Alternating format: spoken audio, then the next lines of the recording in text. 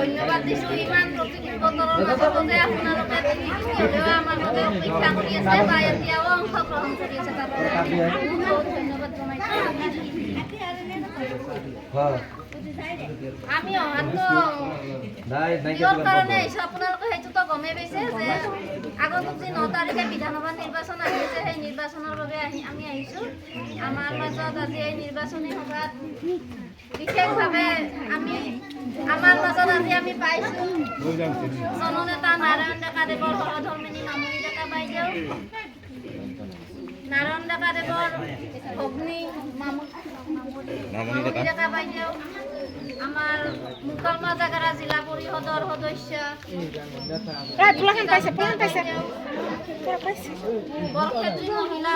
বৰক্ষেত্ৰী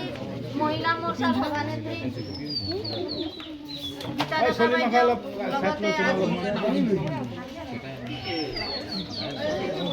ফুলহান্তি পাইছে তো মঞ্চত উপবিষ্ট জ্যেষ্ঠ কাৰ্যকৰ্তা আই মাতৃ আৰু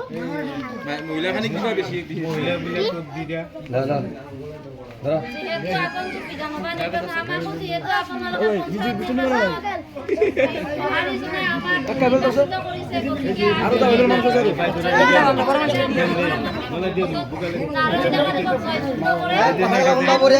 যিহেতুকে আমাৰ বিধায়কজনে নাই সেইকাৰণে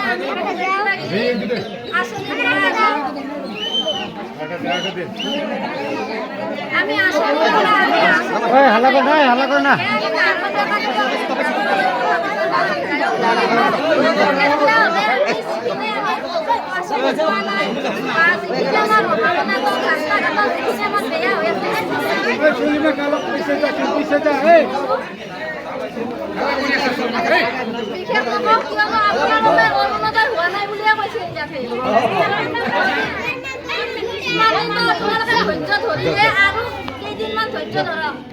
নাৰায়ণ ডেকা দেৱ জয় হৈ আহিলে আপোনালোকৰ এইখিনি সমস্যা সমাধান কৰি দিব বুলি আমি প্ৰতিশ্ৰুতি দিছোঁ। এইখিনিয়ে কৈ মই সামৰণি ধন্যবাদ।